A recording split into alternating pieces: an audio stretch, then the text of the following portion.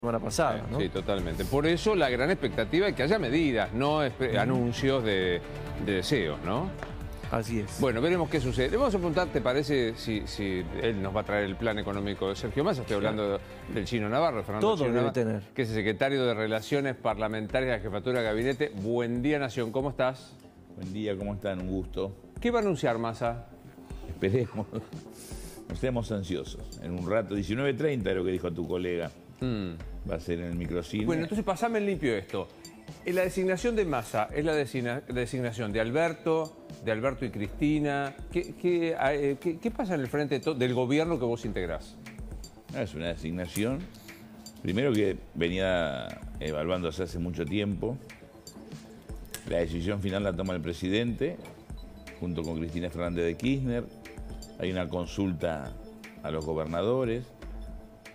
También inciden sectores del Frente de Todos que quizás no están en la primera línea, pero diputados, intendentes, funcionarios, sectores como la CGT, organizaciones sociales, grupos económicos. Creo que había un consenso, hay un consenso respecto a que Sergio Massa reúne una serie de características que puede ser importante en este momento bisagra de la Argentina para encarar la cuestión de la inflación, el tema del dólar. ¿Vos estás contento con Massa, ministro de Hacienda? Yo estoy satisfecho y soy moderado en mi optimismo, pero siempre soy moderado, porque yo siempre tengo una mirada, siempre estoy pensando lo que puede salir mal. Además miro mucho el mundo, la crisis es global. Argentina tiene una costumbre, quizás porque estamos tan lejos del centro, de mirarnos mucho del ombligo, pero no terminamos de tomar conciencia de que es la crisis más grave del mundo en los últimos 75 años. Convenimos esto, ¿no? Global es alrededor nuestro. 4 inflación, 5 inflación, nosotros 80, 100. Desocupación, digamos, o sea, la verdad que más allá de Ucrania, más allá de la globalización, la Argentina tiene mérito propio. Este gobierno de 2 años y medio ha llevado índices pocas veces vistos. La crisis nuestra es propia, tiene muchísimo tiempo, bueno, la inflación, podemos escribir un libro, pero obviamente que tenés razón, que es una crisis con particularidades propias, pero Argentina, a diferencia, por ejemplo, de Brasil o de grandes ciudades de Estados Unidos, no tiene miles de familias viviendo en la calle. No estamos soportando la situación de los países europeos que dependen totalmente afectados por la crisis alimentaria y energética por la invasión de Rusia a Ucrania. Es decir, no estoy diciendo lo de la crisis global como excusa, sino que tomemos conciencia que ojalá no ocurra, pero esa crisis se puede agravar. Y va a afectar obviamente a Argentina y más, como bien vos señalás. Pero yendo a Massa, tampoco quiero caer en el facilismo de creer que Massa nos va a salvar. Y si algo no sale bien, después le echamos la... Viste que nadie había votado, nunca nadie votó a Alfonsín, nadie votó a Menem, nadie votó a De la Rúa. Este es un país que después nadie se hace votó cargo. a Alberto, Parece que nadie votó a Alberto. Bueno, porque Cristina, viste que no nombró ningún ministro. Nadie nos hacemos cargo. Hablando de la sociedad, pero quienes tenemos más responsabilidad, que somos los dirigentes, más si estamos en el gobierno, sabemos que las soluciones de los problemas son colectivas, donde cada persona, en el marco del factor humano, juega un rol preponderante. Total. Y Sergio Massa lo va a jugar, pero también depende de todos los actores, también de la oposición, también de los sectores económicos financieros, también de los grupos mediáticos y por supuesto de la sociedad. Y yo creo que tratamos en falta la política de no involucrar más a los sectores organizados de la sociedad, le hace sociedad civil, comunidad organizada, actores económicos, actores cooperativistas, actores... Déjame preguntarte cosas concretas, perdón, y Pancho, quiero que te pregunte. Cristina dice que ustedes tercerizan los planes sociales y se quedan con una parte. Bueno, no creo que haya dicho eso, pero suena feo. ¿Qué es quedarse con una parte? Y no es muy difícil, no hay mucha metáfora en quedarse con una parte. Por eso, pero yo no escuché decir a Cristina eso, por eso te pregunto. No, dijo que tercerizan, sí. Tercerizan y se aprovechan. No. Vos estás diciendo quedarse con una parte. Yo no escuché a Cristina decir eso. Pero no importa. ¿Qué quieres decir con quedarse con una parte?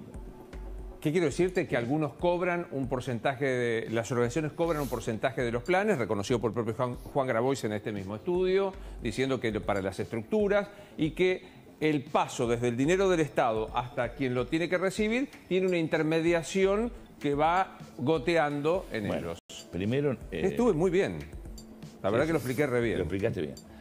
El grueso de la inversión social, que es de potenciar trabajo, no tiene ninguna intermediación, no gotea en ningún lado, porque se te deposita en tu cuenta y vos vas con la tarjeta y lo sacás en el cajero. Así que eso no, ese es el 90% o 95% del gasto social, hablando del potenciar trabajo, que está mal denominado plan social, pero todos lo conocen como plan social porque es un programa ligado al trabajo. Por eso se llama salario social complementario, el potenciar trabajo. Los recursos que se asignan para pequeña obra en el barrio, para reciclado, para tareas educativas, para tareas vinculadas al cuidado de chicos o de ancianos o pibes ligados a las adicciones o a la producción de alimentos, etcétera, etcétera, etcétera, son giradas a ONG o a cooperativas que están auditadas por el Estado, debidamente auditadas. Ahí tengo que, perdón, pero digo, Grabois me dijo que los últimos 12 años no fue una sola persona a verlo. Bueno, yo te puedo mostrar un montón de auditorías, que la auditoría es la mejor, que es todos los días, no lo sé, yo no estoy en desarrollo social, pero están auditadas, porque existe la auditoría. Desde la Auditoría General de la Nación hasta los propios mecanismos de auditoría que tiene el Ministerio de Desarrollo de la Nación. Vamos a decir que el Auditor General de la Nación va a ir a auditar los planes. No, pero vos podés empezar auditando como se audita toda la función pública y cuando ves algún número que no es consistente o algo que te parece raro, mandás a auditar en el territorio. Eso lo hace Desarrollo Social, pero además existe el control social. Si yo tengo... Vos y yo tenemos una fundación o una ONG o una cooperativa y se nos asigna recursos para reparar este estudio y no lo hacemos, todos los que están en el estudio, los que están en cámara y las personas que están detrás de cámara y los que conocen, tienen toda la posibilidad, si ven que no estamos cumpliendo con el objetivo del dinero que llegó, hacer la denuncia pertinente vía electrónica, hasta en forma anónima, si no quiere poner su nombre, el Ministerio de Desarrollo Social, y eso inmediatamente determina el control. Pero yendo al tema de fondo, no hay tercerización porque lo administra el Estado. Los intendentes tienen todos una cantidad importante de potenciar trabajo, los gobernadores también.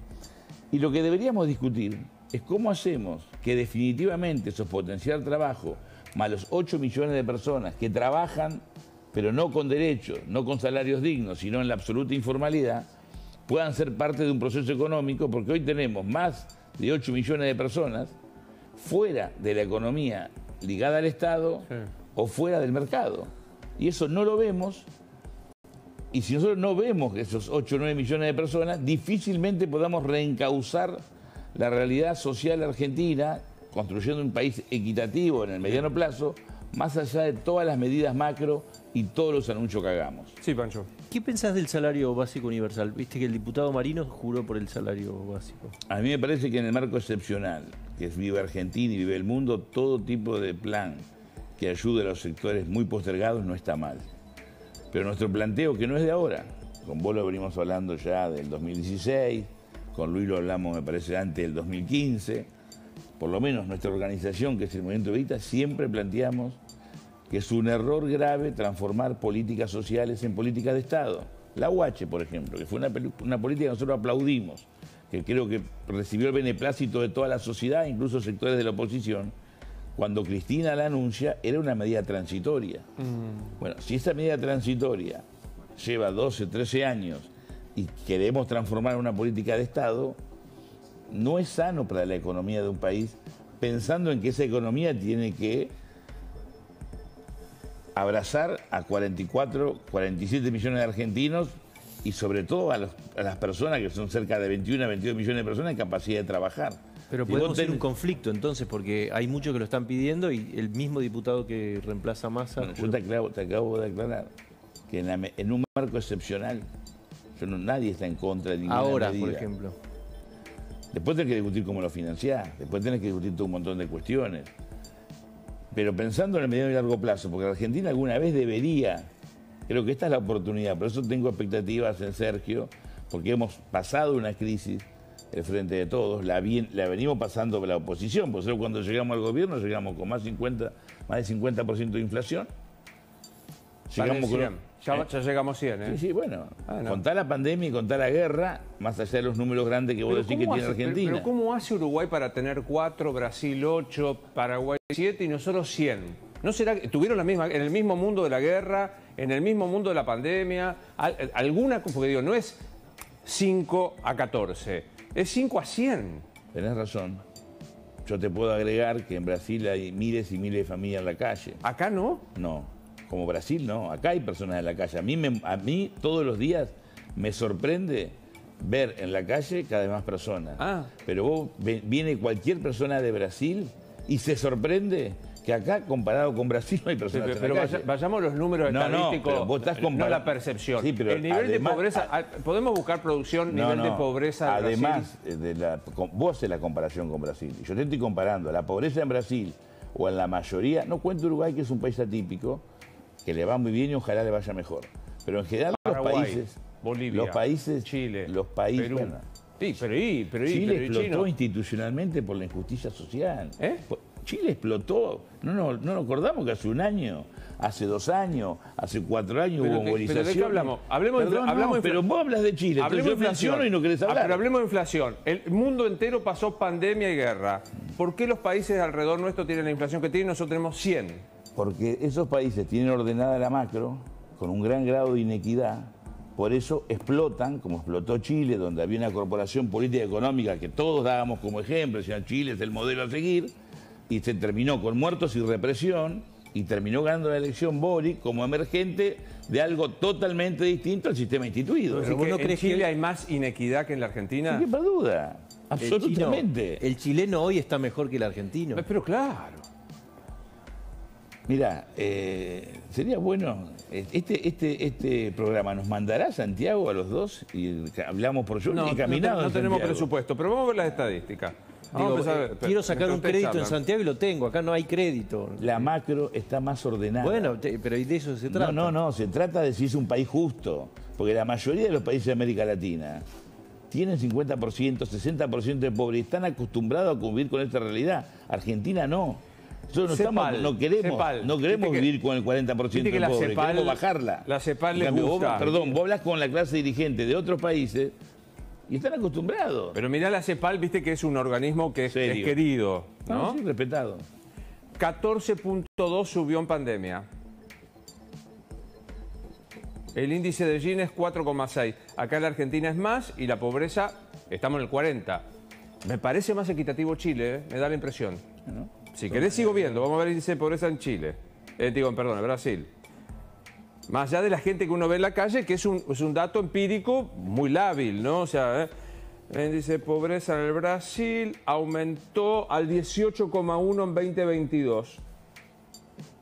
CEPAL. Yo te invitaría a ir a Brasil. Te invitaría pero ¿sabes lo que pasa? Vos das estadística. CEPAL es un organismo serio. Sí. Pero después está la realidad. Una cosa es lo macro, otra cosa son las estadísticas. Y a veces la estadística no refleja. Si yo tengo juntos 2, 3, 4, 5, 6 celulares y los tengo yo los tengo, usted no tiene ninguno, pero después lo dividimos, decimos que tengo uno cada uno. Pero las estadísticas de CEPAL es que cuentan todos los celulares que hay. CEPAL es un organismo acá podemos serio, tener un índice celular altísimo. Lo que está desconocer que América Latina, de Río Grande para el sur, tiene un promedio, la mayoría de los países, con excepciones, gracias a Dios, como alguna vez fue Argentina una excepción, de 50% de pobreza y una iniquidad donde nadie accede a la educación pública. Por eso las universidades públicas argentinas están repletas de pibes que vienen de países de hermanos vecinos. ¿Por qué vienen a estudiar acá? Porque no pueden estudiar en otros países. Chino, pero ninguno de esos países va por su tercer ministro de Economía en un mes. O sea, evidentemente algo mal estamos haciendo. 100% de inflación en este gobierno, con la misma guerra de Ucrania para el resto. Digamos, ¿sabés cuál es el problema? Porque yo siento que si no diagnosticamos, si no podemos decir, la verdad, ¿sabés lo que pasa? Que a mí me sorprende que ustedes hablen. Yo no quiero dar el nombre de países porque es injusto, porque son países hermanos y opinar de la realidad de otros países. Pero tenés países con presidentes que están por ser destituidos. Tenés países con movilizaciones con muertos. Estamos hablando de la región. Pero si querés tenés países con presidentes que están diciendo que no vamos a reconocer los resultados electorales y pivoteando sobre las Fuerzas Armadas para dar golpe de Estado. Cosas que pasan todos los días. De paso, países aliados de este gobierno. ¿Querés? Pero quisiste algo. No, casualmente no es un país aliado. Nicaragua es un país aliado de este gobierno, tiene 7 candidatos un país más cercano presos. a Argentina. Pero te voy a dar otro ejemplo de un país que podemos dar el nombre con tranquilidad. Estados Unidos. Estados Unidos tiene miles y miles de personas viviendo en la calle, que ustedes lo pueden corroborar. Baltimore, Seattle, Portland, Nueva York, Los Ángeles, pero no en Los Ángeles, en la periferia, en la avenida Rodeo, a 2 cuadras de la Casa Blanca en Washington. Pero además, por si fuera poco, ese sistema que es un poco el norte de la democracia y de la república en el mundo, hubo muertos cuando ganó Biden, porque los partidarios de Trump no querían que Biden asumiera. Muertos. Cosa que veíamos en la serie. Sí, Entonces, digo esto para que tomemos magnitud de dónde estamos parados. ¿Eso inhibe lo que ustedes dicen de que Argentina tiene una inflación altísima? No, la tenemos. Y tenemos un desafío que tenemos que bajarla. ¿Eso inhibe que tenemos 40% de pobres? Tampoco, somos conscientes. Lo que decimos que no estamos conformes, no queremos planes sociales, pero estamos hablando de trabajo. Sí, Gustavo. Lo único que va a resolver la pobreza es el trabajo. ¿Se va a resolver de un día para otro mágicamente? Tampoco. Requiere sincerar los números de la economía y hacer un acuerdo que excede al gobierno de turno, que hay que hacerlo con la oposición, que hay que hacerlo con el conjunto de la sociedad, que hay que hacerlo con los sectores económicos. Porque si no, es muy difícil tener este destino como nación. Si pensamos en la nación en términos integrales, yo no quiero venir a discutir. Macri nos endeudó, sí, pero lo quiero señalar, no quiero estar 2 horas hablando de esta situación. Macri empeoró también, pero también es cierto que no inventó ni la inflación, ni la pobreza, ni el problema del dólar ya estaba en el 2015. ¿Hasta cuándo vamos a ir para atrás echándonos la culpa? Le avisás al gabinete chino ya que vas a la Casa Rosada, porque se la pasan diciendo eso. El ápero Macri es tan aburrido. O sea, estoy de acuerdo, ¿eh? En esta firmo el pie. Si querés, avisale. Es un ida y vuelta. También deberían ser ustedes, cuando analizan la realidad, muy críticos, porque ese es el rol de los medios, criticar, pero poner las cuestiones en contexto. Porque a veces, si nosotros llegamos al gobierno con 54% de inflación, Estados Unidos llegó con 4%, y la pandemia duplica en Estados Unidos, la lleva a 8%, obviamente nosotros también nos va a duplicar. ¿Por qué no nos va a duplicar? ¿Por qué le duplica a los alemanes o a los ingleses, que es verdad, tiene una inflación más baja, pero nosotros que heredamos un gobierno con 54, ¿qué quiere? ¿Que baje la inflación? Pero para, porque en serio. Y si los alimentos suben y la energía sube en todo el mundo, acá también. Pero ¿en serio me está diciendo que el 100% de la inflación que vamos a tener este año es por la pandemia? No dije eso. Me acaba de decir esto, que Estados Unidos la multiplicó. Muy claro, te dije que si en Estados Unidos la inflación que generó la pandemia, más la inflación de la guerra, duplicó la inflación existente. ¿Ustedes no metieron la gamba en nada? Obvio. Decime una. Creo que no hemos equivocado. Decime una. Yo creo que debíamos haber extremado mucho más el diálogo y acuerdos y consensos en el 2020 para pensar una Argentina a largo plazo. Y nos ganó la política. Y a veces la política, visto como coyuntura o como urgencia, no es buena consejera. La política también hay que pensarla en el mediano y largo plazo, más allá de la perspectiva electoral. Gustavo. Usted dijo recién cuando empezó a hablar con Luis que la llegada de Massa se venía hablando de hace tiempo. Entonces, si se venía hablando de hace tiempo, ¿por qué estuvo Batakis 30 días o 25 en los cuales el dólar se disparó, hubo corrida, aumentaron los precios? Pero no estarían dadas las condiciones para que asumiera con los requisitos que se requerían. Lo importante es que va a asumir ahora. Podemos ahora, mirando para atrás, yo puedo... Pero los precios aumentaron, y mucho. Mirando para atrás yo puedo suscribir, pero cuando asumió Batakis, no asumió con la intención que eso ocurriera. Bueno, ocurrió. A veces la economía hoy es mucho más sensible que hace 30, 40 años, y hay variables que el dólar blue, que a priori no incide en la plaza, cuando forma parte del sentido común imperante incide, porque el último almacenero de Chaco, hasta el que está en la Cárcova, que está en Caballito, por las dudas remarca porque no sabe si va a poder reponer. Y no es un problema de ni el imperialismo ni el sistema financiero. Es la incertidumbre que vos tenés como ciudadano. Y también tenemos que saber que los ciudadanos tienen temor, que tienen incertidumbre, porque a veces los políticos, los funcionarios o este gobierno no damos señales claras. O damos señales claras, pero si él no me entiende, por más que yo me esmere, tengo que reconocer que mi señal no es tan clara. Gracias por venir. No, gracias a ustedes. Pequeña pausa.